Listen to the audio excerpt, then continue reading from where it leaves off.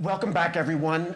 My name is Christopher Edley, and I have the privilege of moderating the last and best panel. Just a moment of personal privilege. I really want to thank the organizers, not only for giving us this special position on the program, but for assembling such a marvelous group of folks over these last two days. And as a personal matter, I have to say that a substantial number of my personal professional heroes have been here and been around, and it's really been wonderful to me. I think my first professional sojourn here in Washington back in the Carter administration, I learned the most important lesson of my career, and that's to do whatever Bob Greenstein tells me to do. But I was inspired by the passion of Bob Lerman, by the relentless analytical force of Bell Sawhill, by Les Samuels and Bob Reischauer on the importance of being tall. So it's really been a re-inspiring assemblage for me, and I hope for many of you as well. In this panel, we're going to talk about some quite fundamental things, the minimum wage and also issues of job sharing and unemployment insurance. And to do that, we have a terrifically interesting papers by Jared Dube, who is a professor at the University of Massachusetts at Amherst. Will be telling us about his ideas with respect to the minimum wage. And Katharine Abraham, former head of the Bureau of Labor Statistics, a professor at the University of Maryland, economics department, will be talking about job sharing in the context of the unemployment insurance program as an attempt to crack the back of persistent or longer-term unemployment. And to comment on these papers and generally make trouble, we have Greg Mankiw at Harvard, formerly chair of the Council of Economic Advisors, and a noted not only scholar but public intellectual on all matters economic. And Jared Bernstein, who was the chief economic advisor for Vice President Biden and is now a senior fellow at the Bob Greenstein's outfit, the Center for Budget and Policy Priorities. I want to thank all of you for agreeing to do this, and thank you especially to our two authors for some great papers in a spectacular volume. I think actually, why don't we start, Aaron, with you with the minimum wage issue, and let's get people earning something before we talk about what happens to them when they get laid off, if that makes sense. So let me just toss out a question to get the ball rolling.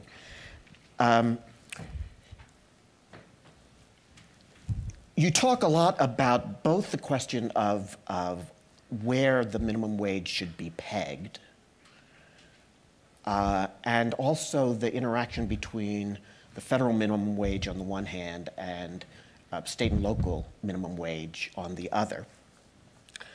And my compound question is, how does the role that you suggest for state and local minimum wages interact with proposals to raise the federal minimum wage? And also, though, how do you peg it? I mean, saying half of the median, for example, I mean, what's the basis? What's the normative basis for pegging it there? Is it? Thanks. And again, thanks everyone for attending this last session and today, even without the star power of our former president. He's coming back any minute now. He might be late, but anyway. Since 1938, when the Fair Labor Standards Act was passed, and until about mid to late 80s, most states did not have a binding minimum wage that exceeded the federal standard. And so most of the variation in minimum wages really was at the federal level. However, beginning in the 1980s, when we had nearly a decade of a stagnant federal minimum wage, states started to experiment. And you had something close to a dozen states by the early 90s. And then eventually in the 2000s, when we had another decade-long stagnation in the federal standard, we had about 37 states as of 2007 that exceeded the federal standard. So one of the ways in which states have responded to lack of federal action is by increasing the minimum wage. It's been a stopgap policy. But there's also another reason why it makes some sense to have variation in the minimum wage across different areas. For example, if you take the median wage in Massachusetts, where I live, it's about 56% higher than in Mississippi. That means the same, let's say, $7.25 an hour really means something pretty different in terms of how binding it is and how many workers are affected by it and how much of an intervention you are causing in the labor market when you take Massachusetts and Mississippi. So my proposal has a number of components to it, but the key component is basically to have or present guidelines for states and increasingly cities in thinking about setting a minimum wage target. So this is, by the way, something that is happening already. There are, as of today, 23 states that have a minimum wage greater than the federal standard. An increasing number, as many as 38, are considering in the current legislatures of increasing the minimum wage.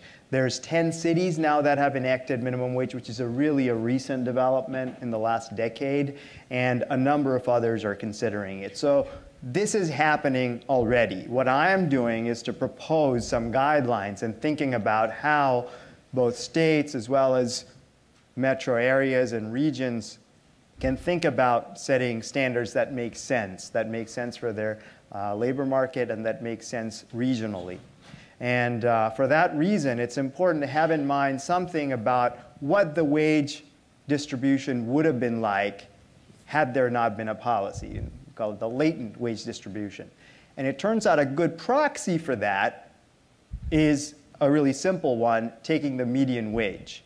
And if you take the median wage and compare the minimum wage to the median, that gives a pretty good proxy for how much of a bite this minimum wage is actually having. This is a variant of what economists have sometimes called the Cates Index.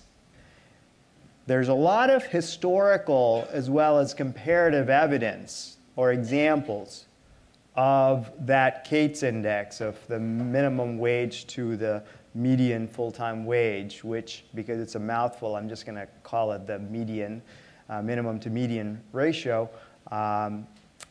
is been something around 50%. Okay, so in other words, if you look at the 1960s and 1970s in the United States, the minimum wage stood about, on average, close to 50% of the median. If you take, just now, the OECD countries average, the minimum wage in those countries, on average, stands at around 50% of the median, 49 to be exact. In the United Kingdom, the Low Pay Commission, which has discretion over minimum wage setting, has fairly clearly targeted something in the close to 50% as what they think is a reasonable amount. Now, there's nothing magical about 50%. There isn't, it's not that something dramatic happens if you cross that threshold. But there are some things to keep in mind. For example, would you want a minimum wage that's set really close to the median wage? Probably not. That's a very very strong intervention on the labor market functioning, where literally half of your workers are essentially being, or close to that, is being compressed at the very bottom. That's going to have a lot of different type of incentive issues. At the same time, if you set the minimum wage so close, like 10% or 20% of the median wage, virtually no one's going to be affected by that. So it's just not going to have much of an effect. So we know it's somewhere between 0 and 1. And there's a lot of historical evidence around something like half the median wage. And also importantly, in the last few decades, when we've had the kind of variation in minimum wages that have allowed us to really learn from what the effects of the policy are, we have basically variations in the minimum wage between something like 35 and 55% of the median, and we have learned a lot about effects of minimum wages on things like employment, poverty, et cetera, using that nature of variation. And that gives me comfort in proposing something around 50% of the median as the benchmark. Just to really quickly, I understand I have 30 seconds to wrap up. What does this actually mean? This will mean minimum wages across states that may vary between something around $7.97 an hour in Mississippi as much as something like $11.45 an hour in Massachusetts. So that's kind of the range we're talking about. A lot of these, roughly speaking, 14 states would have a minimum wage that exceeds $10 an hour, another 18 between 9 and 10, and another 18 between under 9. So this is, again, some states have already taken action. Just yesterday, Massachusetts actually proposed going up to, passed legislation going up to $11 an hour. That gets pretty close to where I propose. Oregon actually would be the closest, as well as Nevada, to what I have already proposed. At the same time, there are some higher wage states, such as Virginia and New Hampshire, that would see fairly substantial increases in their minimum compared to what I've proposed. What would this do in terms of poverty? Well, minimum wage is not specifically an anti-poverty program. It's a program to raise wages. However, important to note that target efficiency of the minimum wage, by which I mean what is the connection between low wages and low family incomes, that has increased over time, over the last 10 years, for example. And as a result, and more generally for that reason, I find that the best evidence suggests that the proposed increase, which is about on average 26% in the minimum wage, would tend to reduce the number of people in poverty by something between 1 and 3 million nationally, which is a non-trivial number. And when I give that range is based on 16 models that subsume virtually everything that's been done in the literature, except using more data. And so that, and a final point on that is that while there's a reduction in the number of people who are poor by official standards, the headcount poverty, there's actually an even larger impact on the severity and depth of poverty in terms of the poverty gap or squared poverty gap. And that's because the biggest impact in income increase occurs sort of at the 10th or 5th percentile of the family income distribution. So are all groups going to be equally affected? Not necessarily. I find, for example, that African Americans and Latino families are going to see a greater anti-poverty effect from raising the minimum wage. At the same time, single mothers and younger adults, less so. So it's going to be a mixed bag, and certainly this will not be the policy to solve poverty because it's only affecting workers. But at the same time, I think it can play an important role as part of the portfolio of policy options in raising wages at the bottom. Let me just, a quick follow-up, and I hope this isn't too much of a curveball, but given the discussion in the last panel, could you say a little something about your sense of the comparative policy effectiveness of the minimum wage, particularly with the possibility of regional variations on the one hand, and the EITC? Great question. Yeah, I think the EITC is is a fantastic and really important policy, which along with food stamps, I think has been responsible for reductions in the supplemental poverty, or more broader poverty measures. Here are some reasons why I think in my proposal of policy options, or in my portfolio of policies, I would not put a zero weight to minimum wage, because I think there are some important ways in which a wage standard can complement a purely a tax and transfer policy. And there's sort of 4 types of reasons I would identify. One is that the good news about EITC is that it increases labor supply. And one of the consequences of that is that that can lead to a wage reduction at the bottom. A work by Jesse Rothstein at Berkeley finds that something around 27 cents on the dollar of EITC may be transmitted to employers as lower wages for some groups of workers. A minimum wage will tend to offset that. A second rationale is that it turns out it's more costly to transfer money to poor people than rich people. Interesting new work by Nathan Hendren at Harvard suggests that for this reason, it's actually beneficial to have higher pre-tax earnings, because there are some costs associated with taxing rich people to transfer to poor people. And if you actually had pre-tax earnings being higher at the bottom, that would reduce or mitigate some of the necessity from a public finance perspective. And finally, there are labor market imperfections in the low-wage labor market that I would submit to you are important enough that can provide an offset to some of the impact of minimum wages. And my time is up, and so I'll stop there. Let me. Why don't we get both proposals out on the table, and then before we turn to our respondents, if you will. So, Madam Commissioner, Katharine, I gotta say, she has a marvelous proposal, a very fascinating proposal about kind of job sharing as an alternative to layoffs, and using unemployment insurance payments to sort of offset the reduction in hours worked. You point to the experience in other countries like Germany and Belgium and Rhode Island, as being models or at least instructive examples. And could you say about both economically, but also in a socio-political sense, how realistic is to think that the United States could really move in the direction of those strange and foreign places? Thank you. I think it's really quite realistic. I mean, I don't know how far we get, but I think it's very realistic to think that we could increase the use of work sharing in the United States significantly. I think that partly because there are a lot of advantages of work sharing, both for employers and for employees. For those of you who are not familiar with this, I should maybe just describe briefly what it is we're talking about. And I misspoke. I was saying job sharing, which is a very different concept. It's work sharing. Right.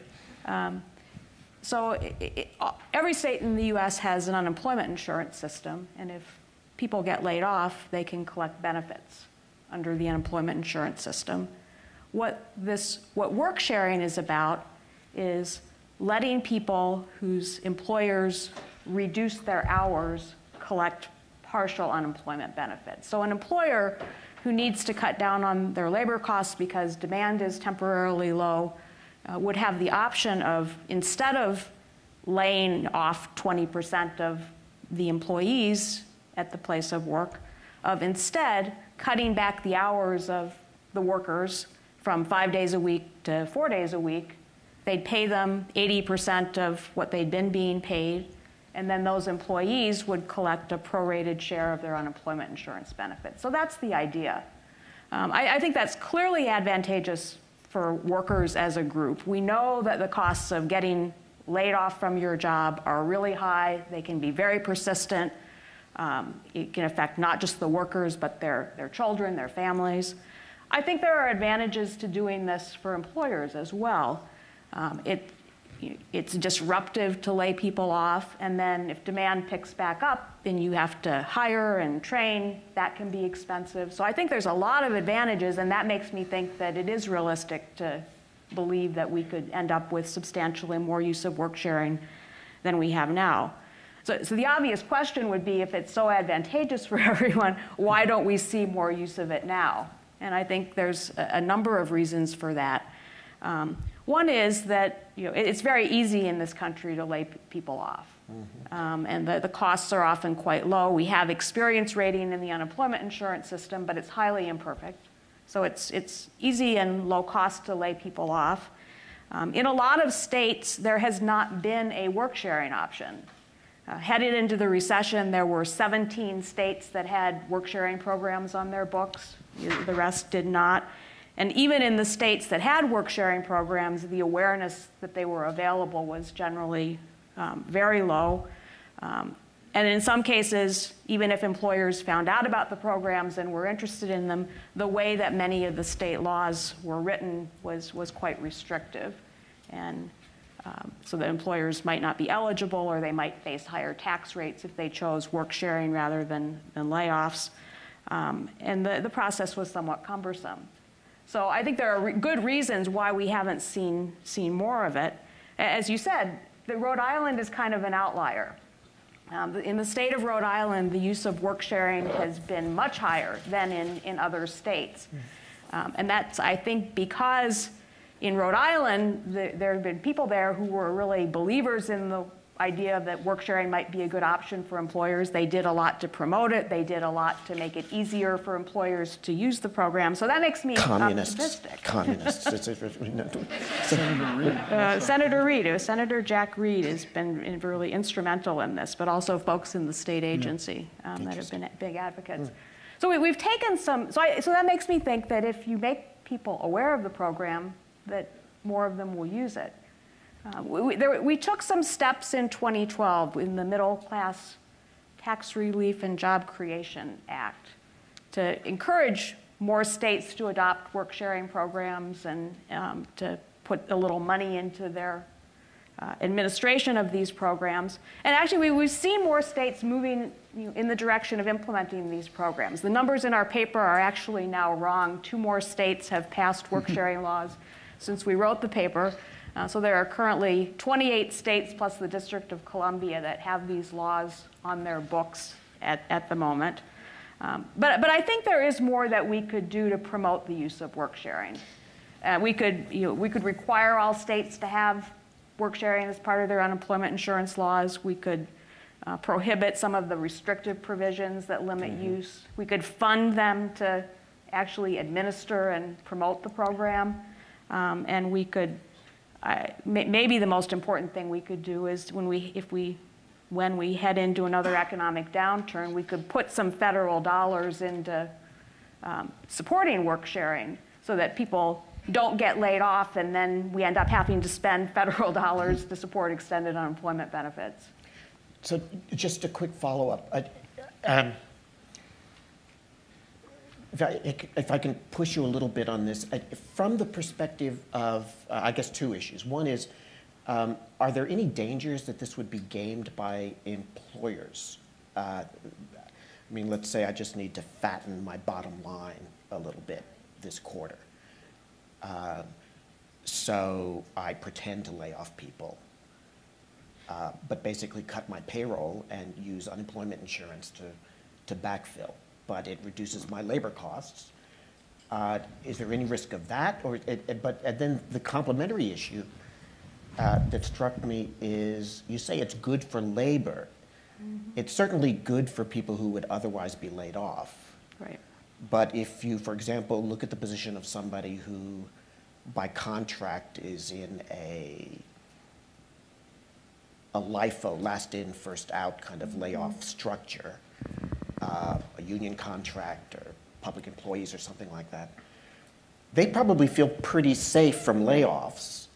But now you're going to impose some burden on them, and the unemployment insurance that they get isn't going to be 100% wage replacement level. So is it really good for all workers? You social in the way in which this would socialize the risk of being laid off.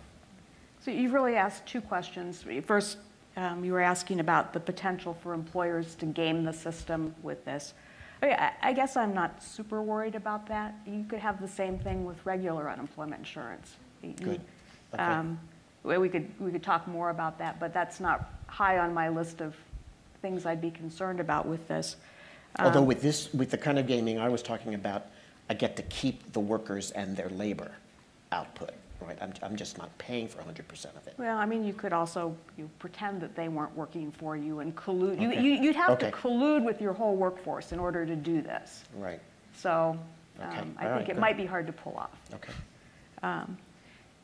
The other question you raise is, whose interest in this really is this really in? And if you're, in one of that ever smaller number of workplaces that has a strong union and strong last in, first out employment practices, if you're a senior person, this might be less good for you. I guess I would respond in two ways to that. One is that I guess I am implicitly making a value judgment here that it's worse for workers as a group to have a subset of them who are thrown out of work and really then at risk of becoming disconnected from the labor market. But the other thing that I would note is that in firms that have proposed this to their workers and have explained to them it's either do this or lay people off, people have generally been pretty supportive. Work sharing is not something that's intended to be permanent. It's something that's intended to help a company get through short-term reductions in demand. And I think, on balance, I think it would be accepted well. Okay. Well, let me turn to Greg and to Jared and get them into the conversation.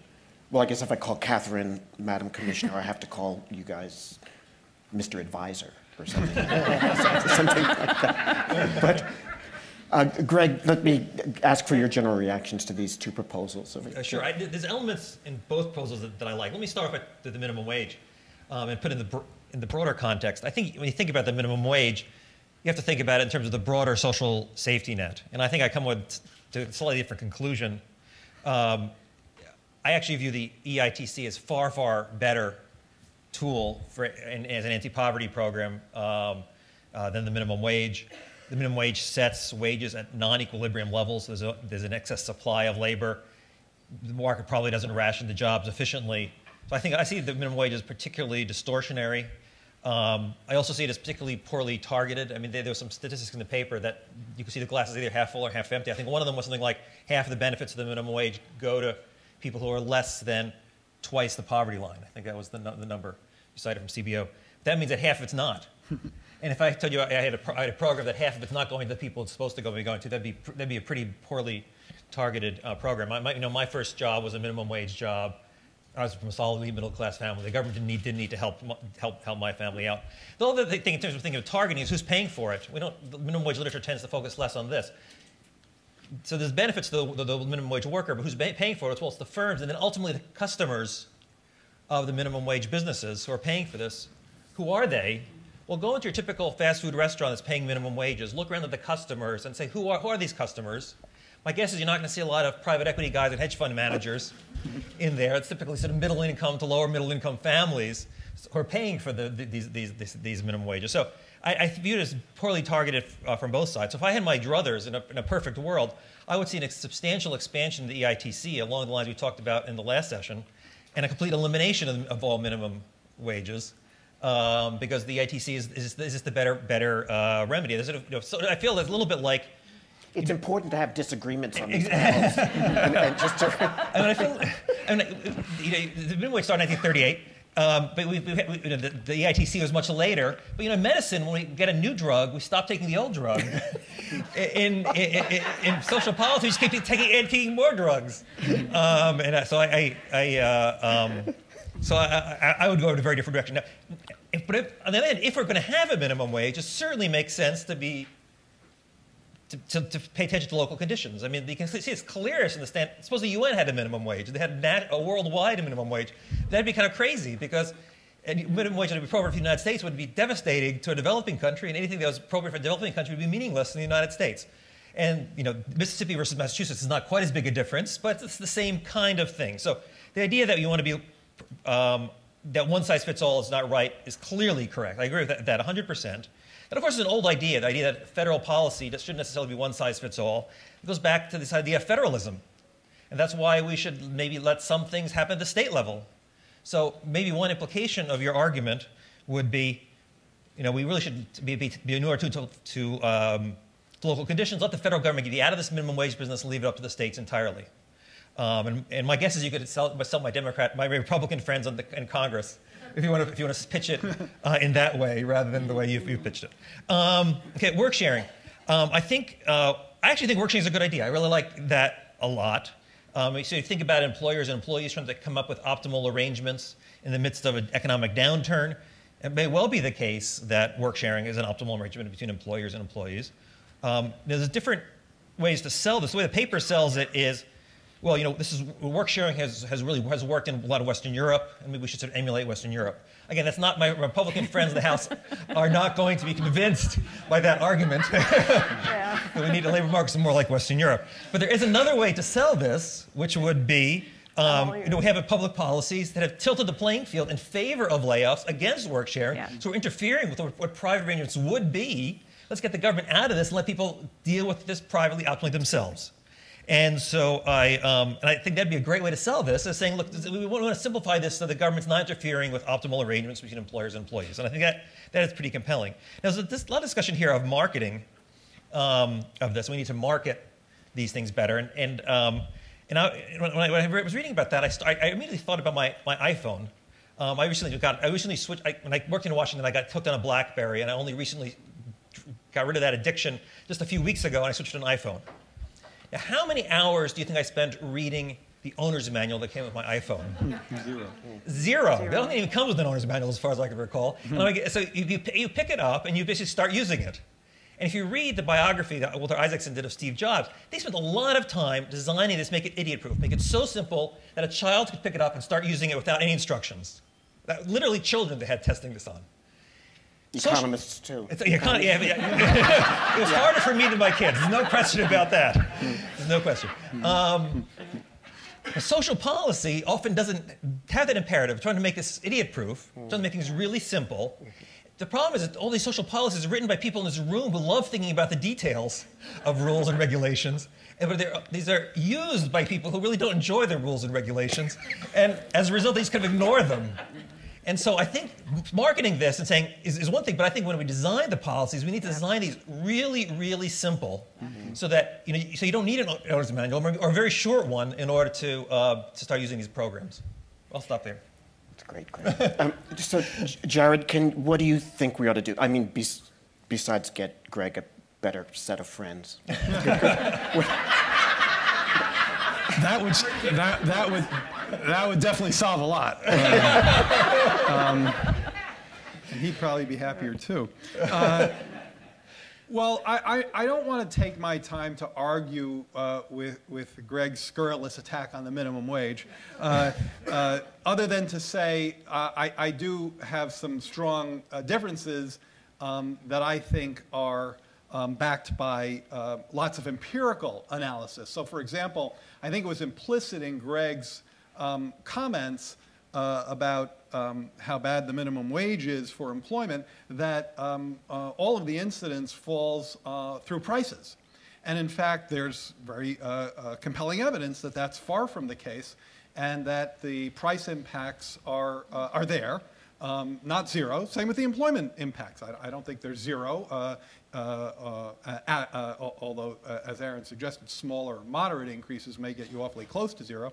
But the incidence of the minimum wage appears to be absorbed through prices, through profits, through productivity, and all of those play a role. In fact, Aaron in his paper stresses the role played by lower turnover, which, if you think about it, is a very positive way to absorb a minimum wage increase. So I would really push Greg to think more about the complementarities between the minimum wage and the EITC, particularly from this perspective of the labor supply issue or problem that Aaron raised in his comments. Now let me say a little bit about the two policies, because I think they're really unique and important in the context of this conference in the following way.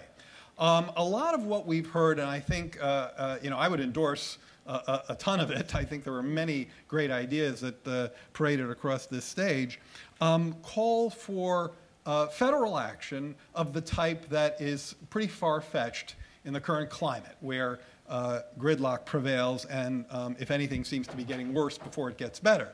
That doesn't mean that projects like Hamilton shouldn't do what they're doing. Of course they should, but we have to acknowledge what a long runway anything that depends on federal action that's at all progressive counts on, or even at all anything that progressive, whatever. I mean, there was a good article recently in the paper about a policy. It was a port. It was an infrastructure project, a port in some city that both sides agreed on. They all said we should do this, and they still couldn't do it. So we have a real problem, as I'm sure everyone here knows. So to me, the sweet spot for poverty policy right now meets two criteria. One is that the solutions are non-federal. They can be accomplished at the sub-federal, at the state or sub-state level.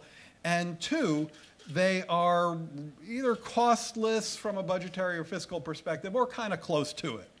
And actually, both of these these policies, though Katharine's can juice up the cost a little with some of her recommendations, which, but minimal, by the way. We're talking millions, not maybe tens or hundreds of millions, but not billions.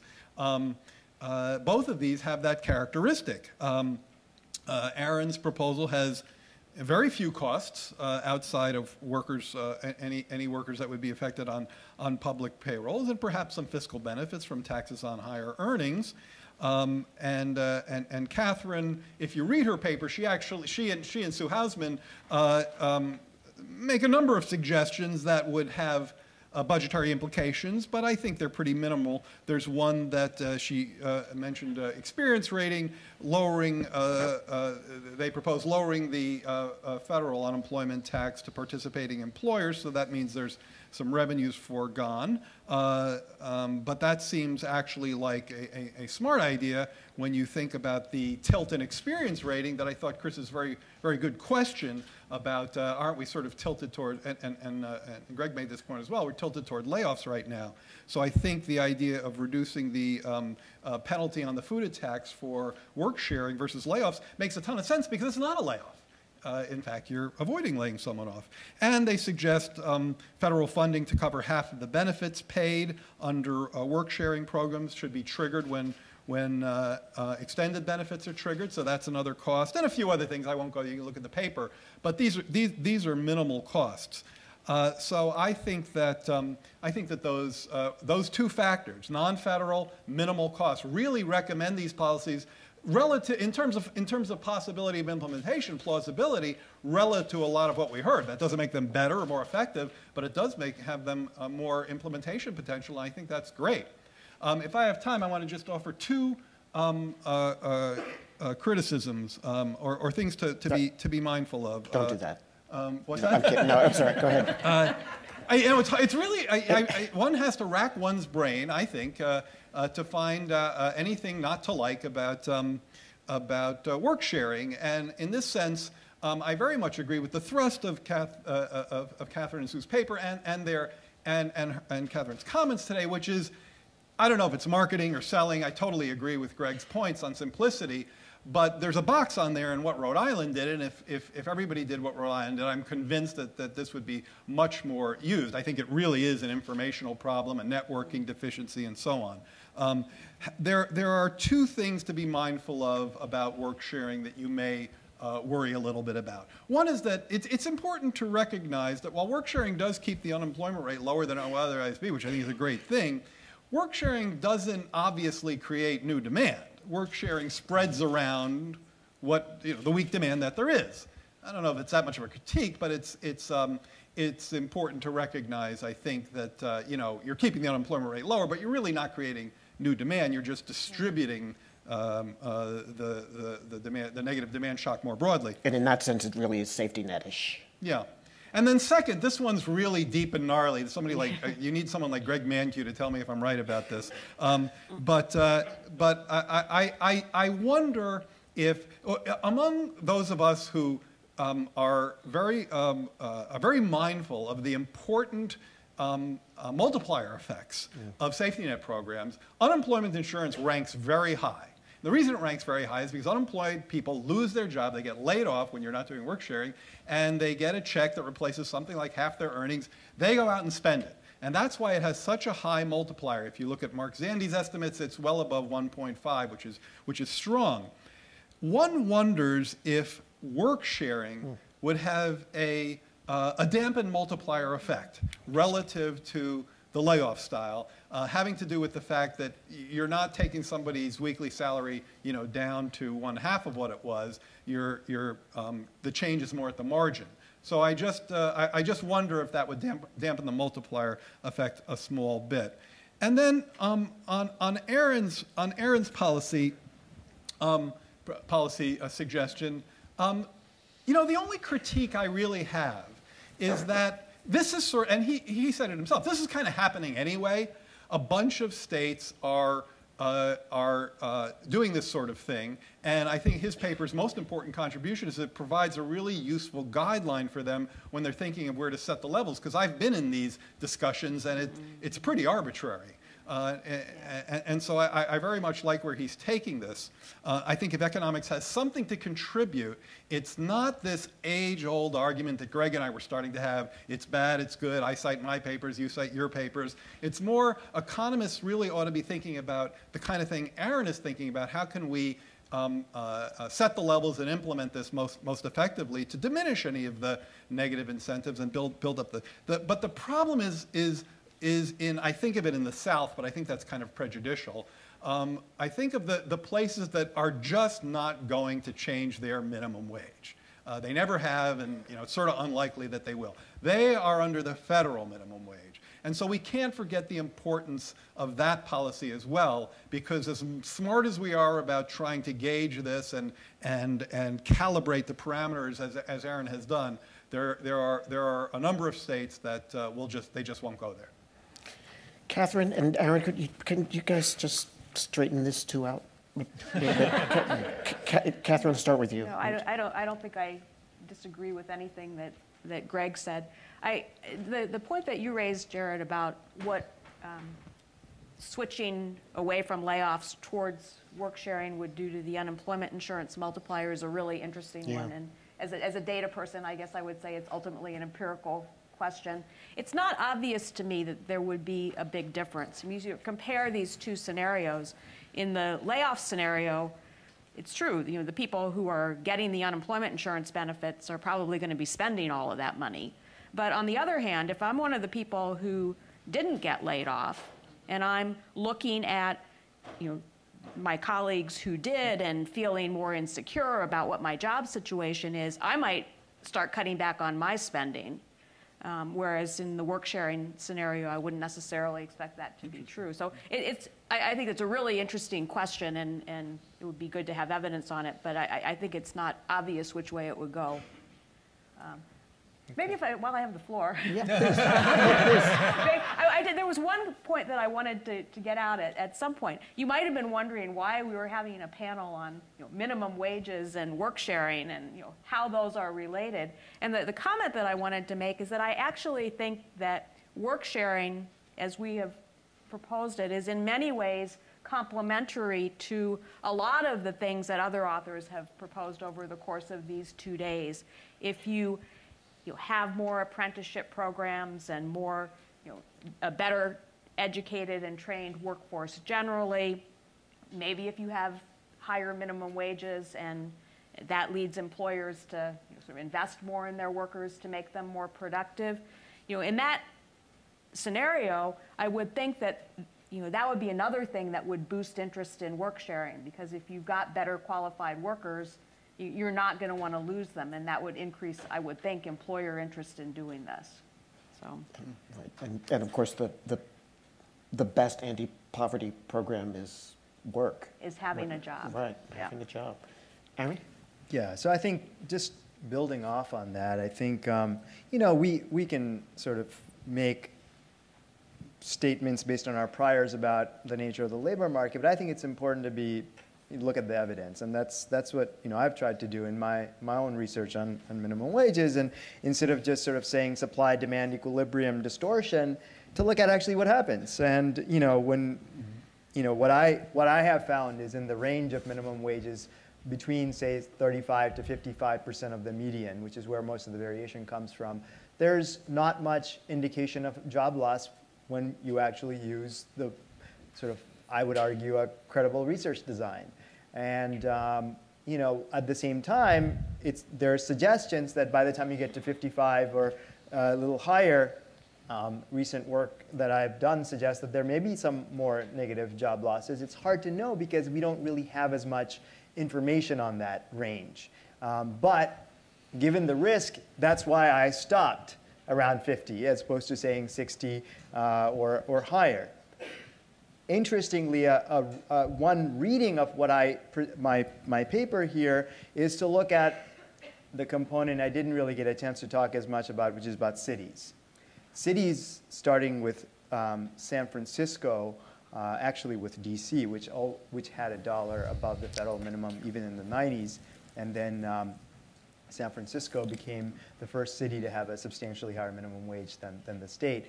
Now we have really seen, as I said, 10 cities that have enacted minimum wages, including Seattle, going up to $15 an hour in a number of years. In today's dollar, it would be actually about $14 an hour, which is much higher than other ranges. So I think an interesting question was, where is that in terms of how binding is that, and how should we think about that kind of citywide policies? Now, for the range that we have studied, including San Francisco, comparing cities to their immediate adjacent neighbors or to some construction of a data-driven control group, we haven't found much impact on high-impact sectors such as restaurants or retail in terms of jobs. We have found substantial reductions in turnover, which connects to the point where this does increase, for example, incentives to provide some kind of job-based training, et cetera. I think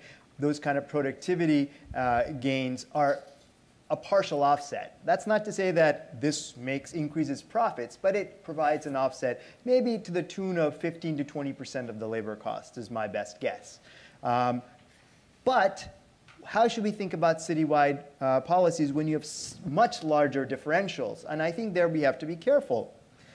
I think one of the things you probably want to avoid is having a really big cliff where you have an integrated labor market and one part of the labor market has $15 an hour and the other part is $10 an hour. I would imagine that would lead to substitution across areas.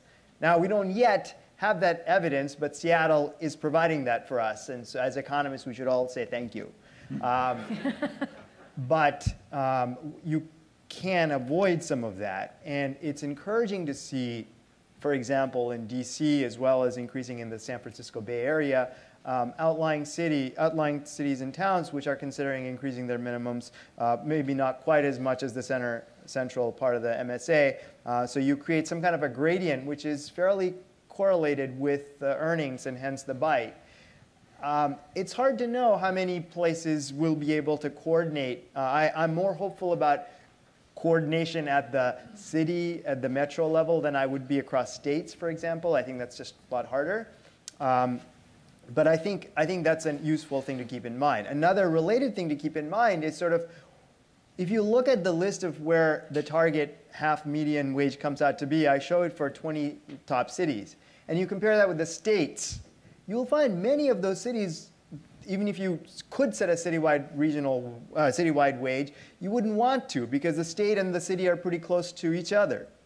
I'll give you a couple examples. LA and San Diego and California as a whole actually would have fairly similar levels, right? So just because you can doesn't mean you should. My guess is something around 10 or so cities where you would potentially want to set a wage substantially higher because they're just a higher wage, higher cost of living areas compared to the rest of the state. And it makes some sense. Potentially for even the state itself, in setting statewide wages to have a difference. For example, Maryland was considering that, to have some kind of a city premium. So I think it's important to take from what I've done both where things should increase versus where things make less sense to increase. And I think, and really I have in mind for larger metro areas, as opposed to, say, for example, the town of Amherst, where I work, setting us much higher than state minimum wage probably doesn't make a whole lot of sense. So again, I think the goal here is to think about the optimal geographic units based on a number of characteristics I've tried to provide in thinking about wage setting and the interrelationships between areas in thinking about that. Well, just on that last point, I mean, I've spent most of my adult life living in Cambridge, Massachusetts, and Berkeley, California. Great. I don't know about Amherst, but the city councils in those two cities, how do I say this? Yeah, right. And let me say that they make public policy in an evidence-free zone. Luminous values, but not good on arithmetic. So I do think that what you're suggesting about the regional variation and so forth makes some sense, but I do wonder whether there are limits on whether there is some risk of important labor market distortions if there's too much variation in the minimum wage. And while let me also put on the table for your response, I have an interesting question here about the relationship between minimum wage policy and the living wage campaigns that we've seen in various places around the country. Can I respond to one of those things? Sure. Just one quick point. There's a very good question as to why the kind of textbook Econ 101 minimum wage impacts, which really are raise the minimum wage a little tiny bit and tons of people should lose their jobs, never seems to happen. And one reason seems to be that the political process is actually pretty different than you described. Now, I've never lived in either of those places, so I'm not saying you're wrong. But they're kind of like Rhode Island. Yeah, well, I like European, Rhode very European. Somehow the political process has typically managed to set minimum wages at levels that generate the kind of empirical evidence that Aaron was describing and that he's done himself. So interestingly, that problem really hasn't surfaced in an obvious way. One reason Seattle is so interesting is because that's one of the first times in my experience of tracking this for decades that you are seeing the setting of a minimum wage that's fairly outside of sample. Can I speak up for textbook economics? You have a pecuniary. A little self-interested, yeah. Okay, and then Aaron. Okay. I don't think it's quite right to say that textbooks say that a little increase in the minimum wage is going to cause tons of people to lose their jobs. It all depends on the demand curve and how elastic the demand curve is. And some of the studies that Aaron and you have referred to do find small employment effects, which are sometimes interpreted as that the demand curve is relatively inelastic, it's more vertical than flat. I should note that if that's the case, then shifts in supply have huge effects on wages. So if you're not worried about the employment effects of the minimum wage, you should be really worried about the employment effects of unskilled immigrants. Because then a shift in supply to unskilled immigrants is going to have a huge downward effect on unskilled Americans. Now, so those are the things I think go hand in hand. No, actually, I'm actually suspicious of a lot of these things. And the reason I'm suspicious of a lot of these studies is they tend to be short-run studies. They're looking at, say, the change in employment the year before and the year after. And then I can believe on the short run, it can be eaten by profits. But in the long run, it's very different. We know from the textbook economics, again, that the long-run elasticities tend to be different from short-run elasticities. Firms enter and exit in the long run. They don't in the short run. So if you tell an industry you're going to have lower profit rates, they'll maybe do that for a year or two, but if that's going to persist, they'll eventually capital exit that industry into other industries. So my sense is that the right elasticities are not the ones that are being estimated in this literature. They're the long-run elasticities, not the short-run elasticities that we typically have better estimates on. So with all due respect, I think that's just incorrect. In every work that I have done, I report estimates that are 5+ year longer. That's a pretty long time by most program evaluation standards. So when I say that the estimate is pretty close to zero, I'm not talking about the estimate that's the quarter of or the year of. I'm talking about including fairly, I would say, medium run estimates. Now, of course, medium run estimates and longer run estimates are more imprecise by the fact that there's just less variation. But nevertheless, I think it's just flatly inaccurate to say that the literature has only looked at short-term effects. Maybe 15 years ago. I mean, the Card-and-Kruger's original work was looking at a one-year effect, and that criticism was made 15 years ago, and the literature has moved on since then. So you're very worried about unskilled immigrants? Do you think no, unskilled immigrants are the big problem? I think the second point is that your assumption that those two things would have to happen is exactly the problem with your model, which is that you think it's a competitive labor market, but if you actually take even the kind of models that are used in macroeconomics nowadays, which have some notion of surge frictions, actually that's an easy way to rationalize why you would not necessarily see the kind of effects of immigration versus minimum wage. It's sometimes known as the David Card puzzle, because he's worked on both of these literatures. And the resolution to the David Card puzzle is that the labor market's not necessarily completely competitive, and if you have some notion of surge frictions as well as some wage-setting power of employers, then actually increasing supply does not have to reduce wages in the same way that a minimum wage may not actually lead to a large job loss. Okay, so wait a minute. I have to intervene here because I'm a lawyer.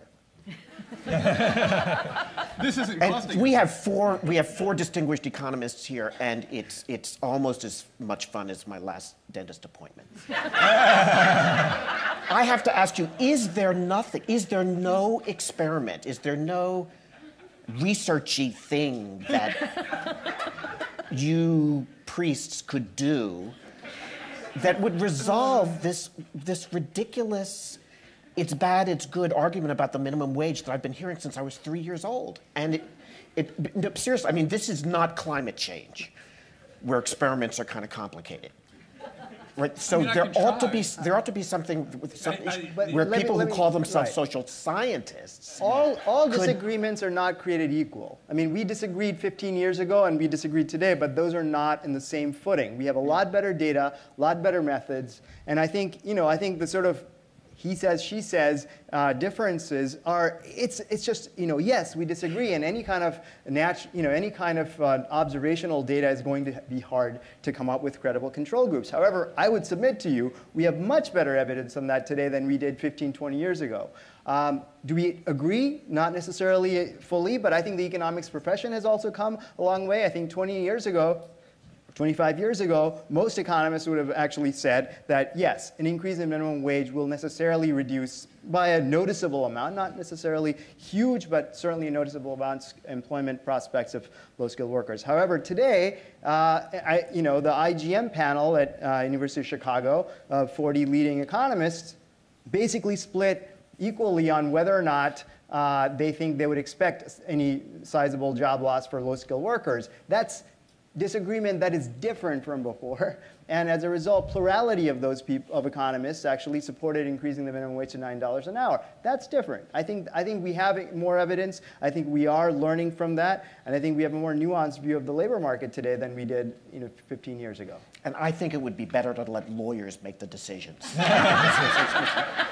Can we go back? Can we go back to the work sharing issue again? There's a very interesting question here that I wanted to put to you, Katharine, about how these proposals, work sharing idea, would play out in jurisdictions that really have very low UI payouts, where they've set they've capped it, or the wage replacement ratios are really low. Would you expect more or less uptake of these policies? Would they be more or less important to actually institute in those kinds of jurisdictions? But anyway, just say something, if you will, about the differential impact around the country, given the differences in the UI that's systems. a really interesting question, and I have to admit that that we have not thought about that. You know, I mean, I guess the only context in which we've really thought about this is in the context of thinking about our proposal for subsidizing the work sharing payments in periods when extended benefits would be kicking in. And I would think that the impact of doing that would be bigger in jurisdictions where the cost of unemployment insurance benefits for employers is higher. So I mean, I guess that would lead me to think that that this would have more effect on employer behavior in jurisdictions where the benefits are higher. So one of the questioners points out that they think the AFL-CIO has supported work sharing since 1981, going back, which makes me, gives rise to the question of, I guess Rhode Island probably has one of the higher rates of private sector unionization, doesn't it? Yeah, maybe that's partly why the work sharing has been popular there. Yeah. But this is not really a data question, but it's almost thinking in market terms and the power of workers to contract, freedom of contract, as it were. I mean, is there any concern that work sharing would be something that's not actually bargained for by the workers, but in a way, would it be imposed by employers whether or not workers want it? No, I mean, the way that this works, it would be different in a union workplace than in a non-union workplace. And all of the state laws require that if there is a union in the workplace, that the union has to sign off on implementing a work sharing plan. So it is something that I don't know that they bargain exactly, but they do have to sign off on it if the employer wants to do it. I mean, in a non-union workplace, the employer can decide anything unilaterally. Anyway. Right, yeah. Right. Okay, here's another question. If you get rid of the minimum wage, I guess this is to you, Greg. Okay. Right? Who will control the fairness issue? Well, that just thinks back to markets. I think we ultimately care about is the after-tax incomes and after-transfer incomes of people, and that can be supplemented in a variety of ways. The minimum wage is one tool, and I think we have to think about the variety of tools we have at our disposal and think of which tools are most effective at achieving our goals. And my sense is that the EITC is a much better tool. In fact, if you want something even better than the EITC, you could go back to an old George McGovern, Milton Friedman proposal of a demogrant of a full negative income tax, which is sort of more general than the EITC. So I mean, that would be my first one. Okay, so now if we put three proposals on three ideas on the table, the minimum wage, the EITC, the demo grant, which of those has the better effects in terms of labor force attachment? Well, the EITC actually encourages people to be in the labor force. The demo grant is unconditional, so even if you're unemployed, regardless of your condition, you just have to get the demo grant, and then it's taxed away slowly as your income rises. That's, Milton Friedman talked about this in Capitalism and Freedom in the 60s, and George McGovern proposed it, not to great political effect in 72. But the EITC, if you want to get people in the workforce, I think that working, if that's the goal, then the EITC is probably the way to go. But relative to the minimum wage, as for labor force attachment purposes? I think so. So I think the fairness issue is really important because, as I said before, the minimum wage is not designed primarily as an anti-poverty program. That doesn't mean it doesn't have anti-poverty effects, but it really is best thought of as an issue of fairness. I actually think I think that Greg's notion of just desserts actually is relevant here. I just think I part company in what is that just dessert, in that I think most Americans, in poll after poll, as well as experimental data, suggest they really believe that there should be some compensation level for an hour of work. So that's a fairness notion. It's not tied to necessarily what the family income of the person is, but simply as a matter of, as a labor contract, what is a fair compensation for an hour of work? And that there's actually a lot of evidence that people's notion of fairness actually is tied to something like what the median wage is in the labor market. So I think there's a strong fairness basis for why over 70% of people typically in polls suggest that they actually support raising the minimum wage. I think at the same time, I think it is also the case that it increases post-tax and transfer income.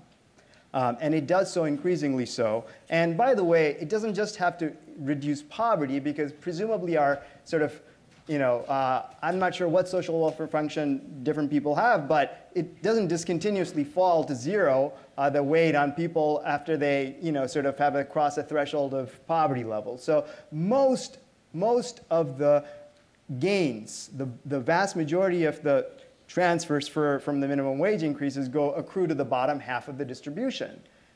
I think we've heard other people say, like, this is a group, including up to the middle of the income distribution, that haven't done exactly very well in the last 30 years. So if, for example, a minimum wage increases the wage of someone who's at the 40th percentile of the wage of the family income distribution, I would be hard-pressed to call that leakage. Anyway, so I think if we move away from the notion this is only supposed to help those at the very bottom, who, by the way, are helped quite substantially from the minimum wage, I think we would have a broader set of objectives that we would be optimizing over when thinking about the policy portfolio. I just have a small point to add. Framing this as an issue of fairness is a fine thing to do, and I thought that exchange was a good one. But it's also, the way I think of it is more as a labor standard. So this is part of the Fair Labor Standards Act. We have labor standards. We have labor standards regarding child labor, regarding overtime, regarding safety in the workplace. If you got rid of the minimum wage, and Greg, I think you'd agree with this, you're accepting the idea that the market would, and you'll note the scare quotes, the market would drive, could drive low-wage workers down to, I don't know, 90 cents an hour, whatever it would, and you're okay with that. You'd make up the difference with the minimum with the EITC. Which, by the way, invokes massive redistribution in a way that I think departs from political reality. But what Congress has said is no. That is a standard that is abhorrent to us. Maybe this is more of a legal question. That is at least my interpretation. Most things are. Yeah, you can tell me you'll correct me if I have this wrong. I mean, my reading of the Fair Labor Standards Act and listening, I've recently gone back and listened to the things that FDR and others were saying, is that no, we're not going to let wages be driven down to privation privation levels. We're going to put a floor below which wages can't fall. And one way is to think of the fairness thing seems very very subjective. And but I think the idea that we as a nation embrace certain standards, and that's one of them, strikes me as more concrete. Yeah, I think I was reading the Fair Labor Standards Act last night, and I would say that on the one hand you have the argument that privation is a great incentive, but on the other hand, I think that actually that Greg's proposal that one just get rid of the federal minimum wage is about as politically likely as the massive EITC redistribution that one would need to offset it. So let's not worry about that. Either of those things happening too much. I'd kind of like to reframe it in a different way that's suggested by one of the questioners, is if we think of the minimum wage just as an anti-poverty policy, rather than a labor standards policy, which gets back so then you view what Seattle is doing as this locally defined, derived anti-poverty policy in a context in which Seattle as a local government simply doesn't have the wherewithal to adopt tax and transfer policies. So they're like the Berkeley City Council, they're just trying to do the best they can for the folks that they're responsible for with the tools available to them. And this imposes a burden on a bunch of private actors without having to use taxes. that seems to me what's going on, right? I mean, they're not labor market theorists there in Seattle. No, they're probably no better than the people in Rhode Island. Oh, I'm really getting myself in trouble. So this, I mean, actually what we're here talking about is poverty, right? And so the political economy of this is really, I want to do something about poverty, but what tools are available to me? And the answer is different for folks in Seattle than it is for folks on Capitol Hill. The range of choices. Sure, but the one thing I would disagree with what you said is, without using taxes, you wouldn't view a minimum wage as a particular kind of tax transfer policy. It's a subsidy for people, for low-wage workers, with a tax on people who hire low-wage workers. Yeah, but it's a tax with scare codes, with scare codes, right? Yes, Yeah, but, right. but if you think about if we're going to design an anti-poverty program, do we want to particularly tax people who are hiring low-wage workers as part of this program? See, that's kind of a strange person to tax. They're part of the solution, not part of the problem. So that's one way I sort of view my discomfort with the minimum wage. Right, and you're absolutely right that as a political matter, given how politically popular it is in polls, getting rid of the minimum wage is probably not a thing that's going to happen anytime soon. On the other hand, it used to be the case that rent control was quite a popular thing. After all, who loves landlords? But believe it or not, Massachusetts had a statewide referendum, maybe while you were still there, getting rid of rent control on a statewide basis. Right. Because they realized, this is not a particularly good way to help. That's why I left and moved to Berkeley. We're making our way out there. But so you're right. I mean, it's the idea of saying we're going to rely on these tools and not these tools is sort of a pie in the sky proposal for me. But that's a job of economists, to keep these things on the table, even when they're not politically popular at this moment.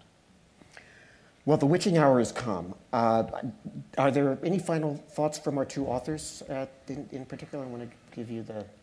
No, I appreciate the chance to talk with this group about our proposal, but I think I've said what I wanted to say about it.